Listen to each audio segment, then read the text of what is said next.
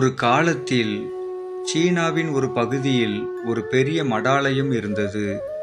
அங்கு சுமார் 500 துறவிகள் வாழ்ந்தனர். அவர்கள் அனைவரும் தங்கள் குருவின் கீழ் சுய உணர்தலின் பாதையை பயிற்சி செய்தனர். ஒரு நாள் ஒரு மனிதன் சீடனாவதற்காக மடத்திற்கு சென்றான்.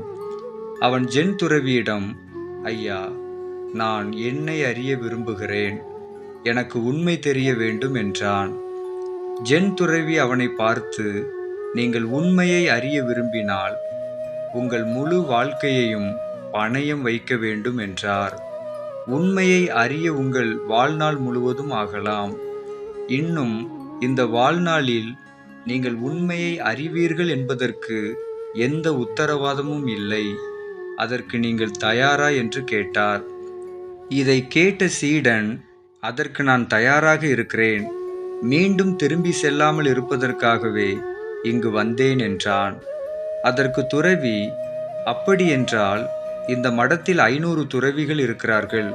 ஒரு காரியம் செய்யுங்கள், அவர்களின் அரிசியை நீங்கள் கவனித்துக் கொள்ளுங்கள்.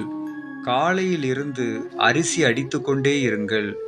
நீங்கள் களைப்பாக இருக்கும்போது தூங்க செல்லுங்கள். காலையில் நீங்கள் எழுந்தவுடன் மீண்டும் அரிசியை அடிக்க தொடங்குங்கள். வேறு எதுவும் செய்ய வேண்டாம், வேறு எதையும் நினைக்க வேண்டாம். இந்த வழியை மட்டும் பின்பற்று. மீண்டும் என்னிடம் வர வேண்டாம். தேவைப்படும் போது நானே உன்னிடம் வருவேன் என்று ஜென் துறவி அவனிடம் கூறினார். இதை கேட்ட இளைஞன் தன் குருவின் அறிவுறுத்தலின்படி அரிசியை அடிக்க ஆரம்பித்தான். அந்த மடத்தில் 500 சீடர்கள் இருந்தனர். எல்லோருக்கும் எப்போதும் சாப்பாடு தேவைப்படுவதால் அதிகாலையில் எழுந்து இரவு வரை அரிசி அடித்து களைப்பினால் அதே அறையில் அவன் தூங்கி விடுவான். அவன் யாரிடமும் பேச மாட்டான். சில மாதங்களாக அவனிடம் பேச யாரும் வருவதில்லை. அரிசி அடித்து கொண்டிருக்கும் போதே அவன் மனதில் பழைய எண்ணங்கள் வந்து கொண்டே இருந்தன. ஆனால் எண்ணங்கள் புதிய விஷயத்தை பெறாத போது அவையும் மெல்ல மெல்ல மறைய ஆரம்பித்தன. அவன் தனது பெயரை கூட மறந்துவிட்டான். அவன் தியானம் செய்யவோ வேதம் படிக்கவோ மாட்டான். மடத்தின் பிரதான சீடர் அவரை முட்டாளாகவும் தங்களை விட மிகவும் தாழ்ந்தவராகவும் கருதினார். 12 ஆண்டுகள் கடந்துவிட்டன. ஒரு நாள் ஜென் துறவி, எனது கடைசி காலம் நெருங்கி கொண்டிருக்கிறது. எனக்கு பிறகு இந்த மடத்தின் தலைவராக இருக்கும் எனது வாரிசை நான் தேர்வு செய்ய வேண்டும். எனவே சுயமாக உணர்ந்த எனது சீடர் யாராவது இரவில் வந்து அவரது அனுபவத்தை உள்ளடக்கிய சில வரிகளை என் வீட்டு வாசலுக்கு அருகில் எழுத வேண்டும் என்றார். மக்கள் பலர் அவ்வாறு செய்ய நினைத்தனர். ஆகவே மடத்தின் தலைமை சீடர் ஒருவர் அங்கு சென்று சில வரிகளை எழுதினார். அவன் பௌத்த வேதத்தை நன்கு அறிந்தவராக இருந்தார். அனைத்து சீடர்களும் அவரை தங்கள் குருவின் வாரிசாக கருதினர்.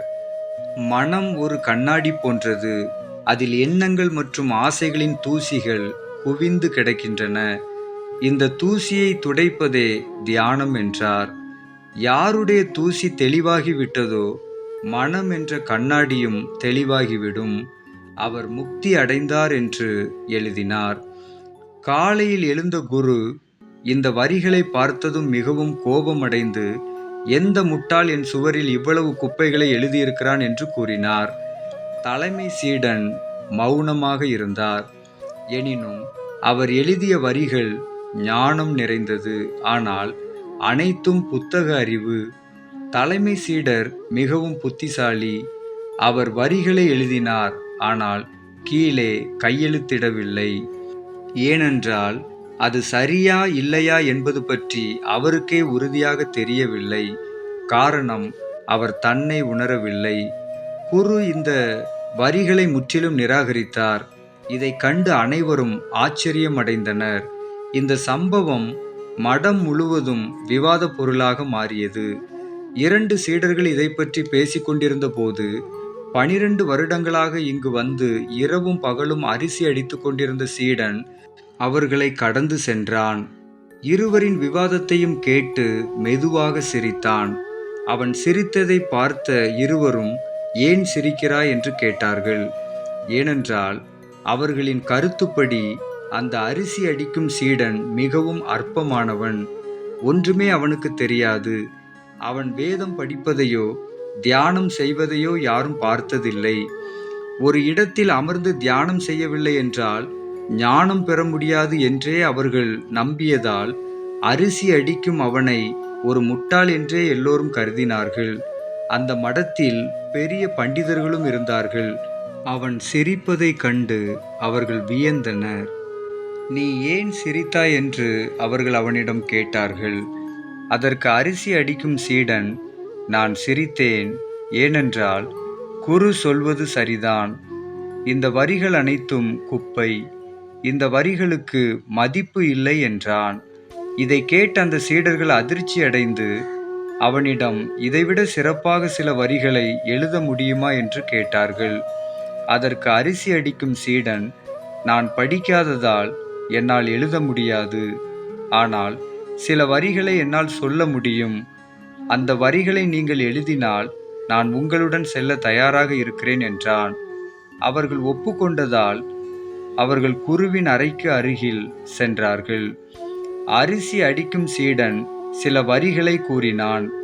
மற்ற சீடன் அதை சுவரில் எழுதி அந்த வரிகளுக்கு கீழே அவனுடைய பெயரையும் எழுதினான். அவர்கள் குருவிடமிருந்து அதே எதிர்வினையை மீண்டும் எதிர்பார்த்தனர். மனம் ஒரு மாயை என்று அவன் எழுத சொன்ன வரிகள் ஆச்சரியமாக இருந்தது. மனமும் இல்லை, மனதின் கண்ணாடியும் இல்லை. மனமே இல்லாத போது புழுதி எங்கு படியும்? இதை அறிந்தவனுக்கு உண்மை தெரியும் என்றான். இந்த வரிகளை பார்த்த குரு நள்ளிரவில் எழுந்து தூங்கிக் கொண்டிருந்த இளம் அரிசி அடிக்கும் சீடனிடம் வந்தார். அவனை எழுப்பி, என்னுடைய தடியையும் கயிற்றையும் எடு, இன்று முதல் நீதான் என் வாரிசு என்றார். இதை கேட்ட சீடன், இந்த மடத்தில் தங்களை உயர்ந்தவர்கள் என்று கருதும் எத்தனையோ அறிஞர்கள் இருக்கிறார்கள் என்பதை நான் அறிவேன். நீங்கள் சொன்ன விஷயம் அவர்களுக்கு தெரிந்தால் உங்களை கொன்று விடுவார்கள். ஏனென்றால் ஒரு எளிய அரிசி அடிக்கும் சீடன் ஞானம் அடைந்ததை அவர்களால் பொறுத்து கொள்ள முடியாது. எனவே நான் எங்கு சென்றாலும் மக்கள் என்னை பின்தொடர்வார்கள். ஏனென்றால் ஒரு பூ பூக்கும் போது அதன் நறுமணம் எங்கும் பரவத் தொடங்கும் என்று கூறி அந்த அரிசி அடிக்கும் சீடன் எந்த பொறுப்பையும் தனக்கென வாங்கிக் கொள்ளாமல் குருவின் பாதங்களை தொட்டுவிட்டு இரவில் அங்கிருந்து கிளம்பினான். நம் வாழ்க்கையில் பார்த்தால் கண்களை மூடிக்கொண்டு ஒரே இடத்தில் அமர்ந்துதான் தியானம் செய்ய வேண்டும் என்று பலர் நினைப்பதை காணலாம். ஆனால் உண்மையில் சில வேலைகளை செய்யும் போதும் நடைப்பயிற்சி செய்யும் போதும் கூட தியானம் செய்ய முடியும். தியானத்தின் உண்மையான அர்த்தம் என்னவென்றால், நீங்கள் என்ன செய்கிறீர்கள் என்பதுதான். அரிசி அடிப்பதில் மூழ்கியிருந்த சீடனைப் போல நீங்களும் உங்கள் உடலை பற்றி அறியாத அளவுக்கு ஆழ்ந்திருக்கிறீர்கள். அவருக்கு தன்னை பற்றிய எந்த உணர்வும் இல்லை. ஆனால் ஒரு நாள் அந்த சீடன் அரிசி அடிக்கும் பொழுதே சுய உணர்வை அடைந்தார். அதே போல ஜென் என்றால் எப்பொழுதும் தற்போதைய தருணத்தில் இருப்பதும் எதையும் நினைக்காமல் இருப்பதும் ஆகும். ஏனெனில் எண்ணங்கள் இருக்கும் வரை மனம் இருக்கும். எண்ணங்கள் இல்லாத போது மனமும் அழிந்துவிடும். எப்பொழுது மனம் இல்லையோ அப்போது உங்கள் சொந்த தூய்மை மட்டுமே இருக்கும். உண்மையில் நமது உண்மையான இயல்பை அறிய நாம் வேறு எந்த ஆன்மீக பயிற்சியும் செய்ய வேண்டியதில்லை. நாம் எதை செய்கிறோமோ அதை முழுமையாக இழக்க வேண்டும். உங்கள் வேலையில் மிகவும் மூழ்கியிருங்கள். அப்போது உங்கள் வேலை கூட தியானமாக மாறும். நம்முடைய வாழ்க்கையில் ஒரே நேரத்தில் பல வேலைகளை செய்ய வேண்டும் என்று நினைப்பதாலும், நம்முடைய ஆசைகளை நிறைவேற்றுவதற்கு ஒரே நேரத்தில் பல முயற்சிகளை செய்து கொண்டிருப்பதாலும் அதீத எண்ணங்களால் மனம் பாதிக்கப்படுகிறது. எனவே பல காரியங்களை பற்றி கவலைப்படும் தன்மையை மாற்றி ஒன்றில் கவனம் செலுத்துங்கள். முக்கியமாக போதுமென்ற பரந்த மனதை உங்களுக்குள் வளர்த்து கொள்ளுங்கள். நீங்கள் நினைத்தது நடக்காத போது தொடர்ந்து மீண்டும் அதற்காக ஓடி சோர்ந்து போகாமல், எல்லாம் நன்மைக்கே என்ற நிதானத்திற்குள் வருவதற்கு மனதை ஆயத்தப்படுத்துங்கள். அப்போது பலவிதமான எண்ணங்களால் அலைபாயும் மனதை ஒருநிலைப்படுத்தலாம்.